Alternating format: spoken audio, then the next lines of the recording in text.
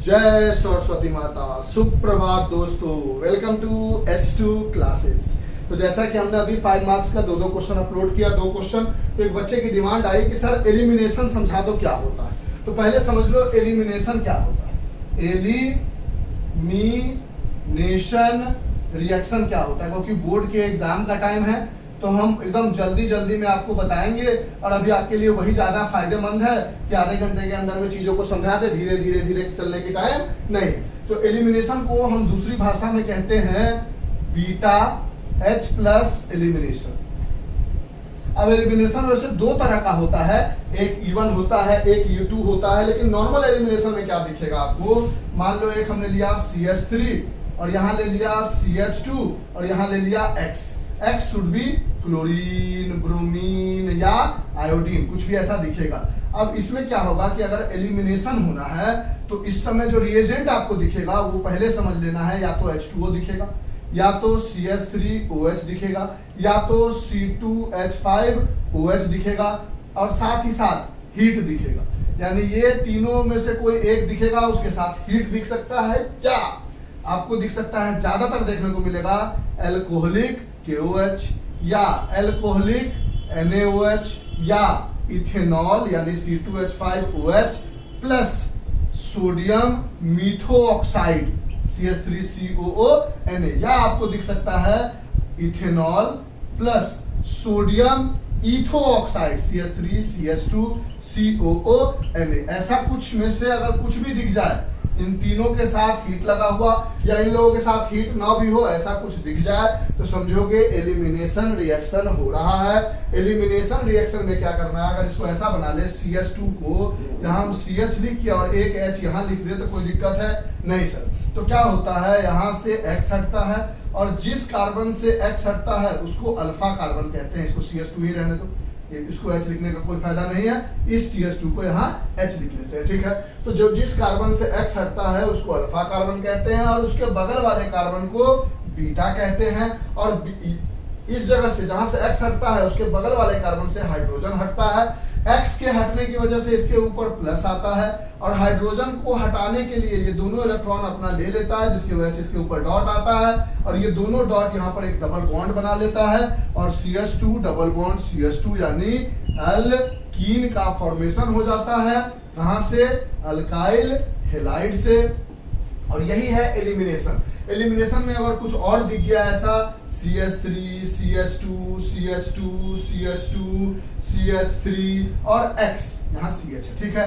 अगर ऐसा दिख गया और इसमें से जो ऊपर लिखा है इसमें से कोई भी रिएजेंट दिख जाए, हाँ एक बात याद रखना है, H2O CH3OH C2H5OH के साथ अगर हीट नहीं है तो वो कर जाएगा SN1। याद रखना, SN1 SN2 आप लोगों ने नहीं बोला है, बताना इसलिए नहीं बताया। और लेकिन अगर हीट है तो SN2 E1 करेगा, मतलब एलिमिनेशन करेगा, और इसमें से अगर कुछ भी है तो एलिमिनेशन करेगा। E1 E2 का अलग से मैकेनिज्म समझा देंगे और उसकी बातें समझा देंगे। अब यहाँ पर अगर इन सब में से कोई भी रिएजेंट गिवन है, जो ऊपर में गिवन है, तो पहले यहाँ से X हटेगा और यहाँ पर अल्फा कार्बन बनेगा। अब जो अल्फा कार्बन है इसके बगल में एक कार्बन ये भी है और एक कार्बन ये भी है, तो 2 बीटा कार्बन है। अब प्रॉब्लम ये है कि अगर दोनों 1 डिग्री का होता तब तो कोई दिक्कत नहीं, लेकिन ये 1 डिग्री का कार्बन है और ये 2 डिग्री का कार्बन है। तो एक बार यहाँ से हाइड्रोजन हटेगा और एक प्रोडक्ट बनेगा, और एक बार यहाँ से हाइड्रोजन हटेगा और एक प्रोडक्ट बनेगा, और दोनों प्रोडक्ट का आंसर लिखना है हमें। यानी CH3 CH2 CH2 CH और यहाँ से हाइड्रोजन हटा के डबल बॉन्ड लगा दिया CH2। दूसरा एक प्रोडक्ट बन सकता है CH3 CH2 CH double bond CH CH3। एक बार यहाँ से हाइड्रोजन हटके डबल बॉन्ड लग गया। अब जब डबल बॉन्ड बन गया तो देखो डबल बॉन्ड का कार्बन ये है, इन तीनों कार्बन से सटा हुआ कार्बन क्या है, सिर्फ एक है। इसके पास कितने हाइड्रोजन है, 2, तो बोलोगे इसके पास 2 अल्फा हाइड्रोजन है। जिस जगह पर डबल बॉन्ड है उससे सटा हुआ कितने कार्बन है, तो इस डबल बॉन्ड के कार्बन से इससे एक सटा हुआ ये है और इससे एक सटा हुआ ये है, और इस पर 2 हाइड्रोजन, इस पर 3 हाइड्रोजन, यानी 5 अल्फा हाइड्रोजन है। तो डबल बॉन्ड के बगल वाले में जितना ज्यादा हाइड्रोजन होगा वो उतना ज्यादा स्टेबल होगा। यानी इसके पास कम हाइड्रोजन है तो ये माइनर प्रोडक्ट बनेगा और ये मेजर प्रोडक्ट बनेगा। जो माइनर प्रोडक्ट बनता है उसको हम हॉफमैन प्रोडक्ट कहते हैं। जो मेजर प्रोडक्ट बनता है उसको हम सेटजिफ या जेडसिफ नाम था उनका जेडसिप, लेकिन जेडसिप को इजी करने के लिए सेटजिप नाम दे दिया गया, सेटजिप प्रोडक्ट कहते हैं। ये सारी चीजें एलिमिनेशन के अंदर होगी। अब स्पेशल एलिमिनेशन दिख गया, इसमें से कोई भी रिएजेंट दिख गया तो ऐसा प्रोडक्ट बना दो, एग्जाम में क्वेश्चन पूछा गया, आपको नंबर मिल गया। लेकिन अब स्पेशल E1 E2 सीखना है तो जल्दी जल्दी में E1 E2 को अंदर से समझ लेते हैं कि क्या हो सकता है। यानी ऊपर में जो गोला बना के एक हमने लिखा है H2O plus CH3OH plus C2H5OH plus heat, ऐसा कुछ दिख गया तो समझ लो E1 हो रहा है। और alcoholic KOH, alcoholic NaOH, C2H5OH plus CH3COONA, C2H5OH plus CH3CH2CONA, ऐसा कुछ दिख गया इनमें से कोई भी तो समझ लो E2 हो रहा है। E1 को हम कहते हैं यूनी मॉलिक्यूलर एलिमिनेशन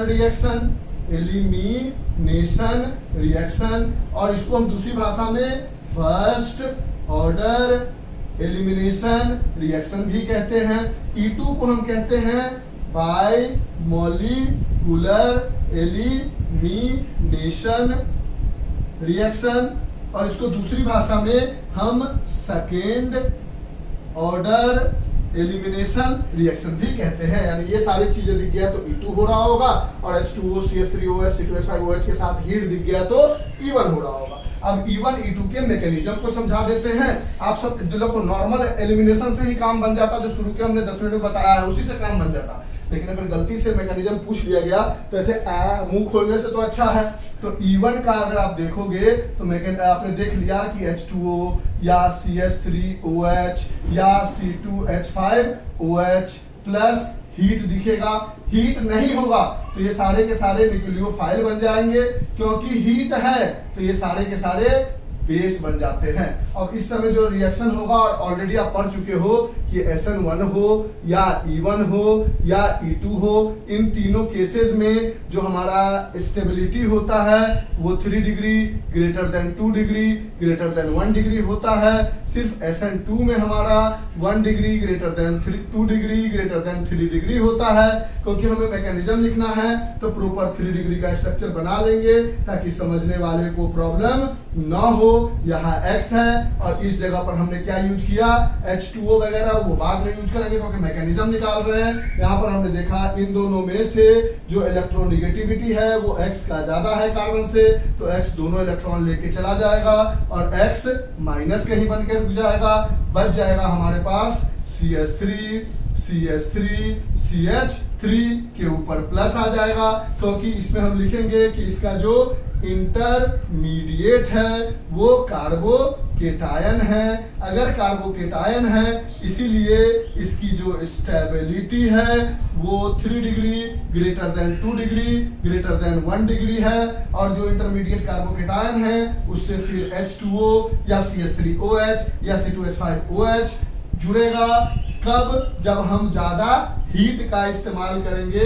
यानी यहाँ पर हीट लिखो या हाई टेम्परेचर लिख दो, दोनों का मतलब एक ही है। अगर हाई टेम्परेचर लिखा हो या हीट लिखा हो तो इस जगह क्या होगा, जैसे ही आप ये HOH बेस यूज करोगे तो इस समय ऐसा नहीं होगा कि OH टूट के इससे जुड़ जाएगा, ना। इस समय आप इस केस में इस बेस की वजह से ऐसा होगा कि ये बेस क्या चाहता है, एसिड को लेना, तो ये H2O जो है वो इसमें से H चाहता है, तो जो कार्बन से X हटा है उसको अल्फा बोल दोगे। बगल में ये भी बीटा, ये भी बीटा, ये भी बीटा, तीनों 1 डिग्री का है, तो किसी एक जगह से हाइड्रोजन निकाल दोगे। मान लो हमने नीचे वाले से हाइड्रोजन निकाला तो ये डबल बॉन्ड CH2 बन गया, बाहर में आपको H3O प्लस मिल गया और X माइनस बाहर मिल गया, और ये हो गया क्या हमारा मैकेनिज्म ऑफ E1 रिएक्शन जिसमें एलिमिनेशन हुआ। अगर आपसे कहेगा E2 एलिमिनेशन का मैकेनिज्म लिखो, अच्छा देखो एक बात और समझो, इंटरमीडिएट कार्बोकेटायन बना है यानी इसमें एक और पॉसिबिलिटी है कि रीअरेंजमेंट में अकर, समझाते हैं कब होगा, रीअरेंजमेंट में अकर होगा। पहले मैकेनिज्म समझ लेते हैं। E2 का मैकेनिज्म देखोगे तो फिर से आपको 3 डिग्री ही लेना पड़ेगा, क्योंकि इसकी भी स्टेबिलिटी 3 डिग्री होती है, X लोगे। अब इस केस में क्या हो रहा होगा कि आपको यहाँ पर या तो अल्कोहलिक KOH दिख जाए या अल्कोहलिक NaOH दिख जाए या C2H5OH प्लस CH3COONA दिख जाए या C2H5OH plus CH3 CH2 COO Na दिख जाए, यानी इथेनॉल प्लस सोडियम मिथोऑक्साइड या सोडियम मिथोऑक्साइड, इसमें से कुछ भी दिख जाए तो इसका मैकेनिज्म में हल्का हल्का हल्का हल्का यहाँ से X निकलेगा, कहीं एक जगह से मान लो यहीं पर CH2 करके यहाँ से हाइड्रोजन निकलेगा और ये CH3 और ये CH3। अब यहाँ पर क्या होगा, कहीं ना कहीं यहाँ से हाइड्रोजन निकलेगा तो एक छोटा सा डबल बॉन्ड का पार्शियल डबल बॉन्ड बनेगा, इसी को इसका हम कहते हैं ट्रांजिशन स्टेट। और ट्रांजिशन स्टेट में क्या हो रहा है, एक बेबी अल्कीन बन रहा है, और ये बेबी अल्कीन कब स्टेबल होगा, जब 3 डिग्री होगा, इसीलिए इस समय 3 degree greater than 2 degree greater than 1 degree होता है। और यहाँ पर CH3 CH2 और डबल बॉन्ड CH2 बन के आ जाएगा, और बाद बाकी बाहर में X माइनस और H के साथ जो भी है बाहर निकल जाएगा, बाहर के प्रोडक्ट से हमें कोई मतलब नहीं होता है। दोनों केस में अल्कीन ही बना है, दोनों बस इसमें कार्बोकेटायन है और उसमें कार्बोकेटायन नहीं है। अब दोनों का स्पेशल एग्जांपल समझ लेते हैं कि कैसे मैकेनिज्म लिखना होगा, लिख लोगे, सिंपल एलिमिनेशन करना होगा, कर जाओगे। अब मान लो 4-5 एग्जांपल में समझा देते हैं कि कहाँ पे फर्क पड़ेगा E1 और E2 का। अगर मैकेनिज्म पूछ लिया गया तब भी कोई दिक्कत नहीं। अगर आपके पास स्ट्रक्चर है CH3 CH2 CH2X और इस जगह पर E1 हो रहा हो या E2 हो रहा होगा, कुछ भी हो रहा होगा, तो इसमें यहाँ से X निकलेगा, ये अल्फा हो जाएगा, और यहाँ पर H है, यहाँ से H निकलेगा, मान लो इसको H बना देते हैं, और ये बीटा हो जाएगा, और ये बन जाएगा CH3 CH double bond CH2। यहाँ पर कोई प्रॉब्लम नहीं होगा, कोई प्रॉब्लम नहीं, क्योंकि यहाँ पर हमारे पास रीअरेंजमेंट वगैरह की कोई पॉसिबिलिटी नहीं है। अगर मान लो ऐसा है, लेकिन CH3 CH3 CH3 ये हटा देते हैं यहाँ से, और यहाँ है CH2 और यहाँ है X। अब यहाँ पर अगर E1 कहने का मतलब क्या हुआ कि H2O है या CH3OH है या C2H5OH है प्लस हीट है। E2 कहने का मतलब क्या हुआ, एल्कोहलिक NaOH है या एल्कोहलिक KOH है या C2H5OH प्लस CH3CONA है, मतलब इथेनॉल प्लस सोडियम मिथोऑक्साइड या इथेनॉल प्लस सोडियम इथोऑक्साइड है, तब जाके दोनों केस में सेम प्रोडक्ट बनेगा, लेकिन इस जगह पे बदल जाएगा। अगर इस जगह E1 होना होगा, यानी अगर रिएजेंट में H2O या CH3OH या C2H5OH प्लस हीट दिया जाएगा, तो इस केस में क्या होगा कि जब इस मैकेनिज्म को समझोगे, इस बात को समझोगे, तो इसमें होगा पहले यहाँ से X निकलेगा, ये अल्फा कार्बन बनेगा, तो ये आ जाएगा CH3 CH3 और यहाँ पर हो जाएगा CH2 के ऊपर प्लस। लेकिन प्रॉब्लम ये है कि इसके जस्ट बगल में हमारे पास 3 डिग्री है, ये 1 डिग्री है, X माइनस बाहर निकला हुआ है, ये 3 डिग्री है, क्योंकि E1 में कार्बोकेटायन बन रहा था। क्या बन रहा था, कार्बोकेटायन बन रहा था, यानी रीअरेंजमेंट में अकर हो रहा था। यहाँ पर एक H और लगा होगा, 4 बॉन्ड है ना, 4 बॉन्ड है ना, ये 3 डिग्री है, तो रीअरेंजमेंट में अकर हो रहा था, तो यहाँ पर पहले रीअरेंजमेंट होगा। रीअरेंजमेंट में क्या होगा कि H प्लस शिफ्ट करेगा, H प्लस शिफ्ट करेगा, यानी ये H जो है यहाँ चला जाएगा और ये जो प्लस है यहाँ आ जाएगा, CH3 CH3 और यहाँ पर आ जाएगा प्लस और ये बन जाएगा CH3। अब ये अल्फा कार्बन हो जाएगा और इसके बगल वाला ये बीटा, ये बीटा, ये बीटा हो जाएगा। अब तीनों बीटा 1 डिग्री का है, तो कहीं से हाइड्रोजन निकाल दो, तो ये CH3 डबल बॉन्ड CH3 बन जाएगा। यहाँ से हाइड्रोजन निकालोगे ना, यहाँ से हाइड्रोजन निकाल दिया आपने, CH3 को CH2H लिख दिया, तो कहीं से एक हाइड्रोजन निकाल दिया, तो ये डबल बॉन्ड बन गया। यानी जब इसके हिसाब से इसको अल्फा मान के यहाँ से हाइड्रोजन वगैरह नहीं निकाल के उसको रीअरेंज करना पड़ा। लेकिन अगर इसी रिएक्शन को देके हमारे पास E2 कह देता, यानी अल्कोहलिक KOH या अल्कोहलिक NaOH या इथेनॉल प्लस सोडियम इथोऑक्साइड दे देता, तो इस समय यही अल्फा होता, इसके बगल वाला बीटा होता, यहाँ से हाइड्रोजन निकलता, वो शिफ्टिंग नहीं होती और सीधा प्रोडक्ट बन जाता CH3 double bond CH2। Product देखने में सेम लग रहा है, लेकिन दोनों की कहानी अलग अलग हो रही है। ऐसा हर जगह नहीं होगा कि देखने में सेम लगे।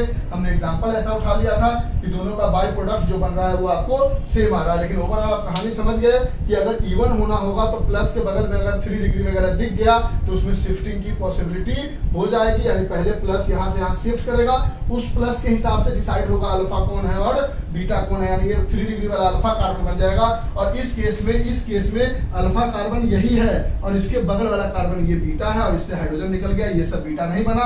इस केस में ये सब में से कोई भी बीटा हो सकता था, यानी इसका प्रोडक्ट ऐसा भी बन के आ सकता था, डबल बॉन्ड यहाँ पर CH2 होता और ये CH3 बन जाता, या ऐसा भी हो सकता था इस केस में कि यहाँ पर डबल बॉन्ड होता तो ये CH2 डबल बॉन्ड यहाँ पर CH3 और CH3 आ जाता, यानी कुछ भी पॉसिबिलिटी था। लेकिन इस केस में सिर्फ डबल बॉन्ड यही आता क्योंकि E2 एलिमिनेशन में कार्बोकेटायन नहीं बनता है, रीअरेंजमेंट नहीं होता। और ये बोर्ड के लेवल के लिए इनफ है। कितना टाइम लगा?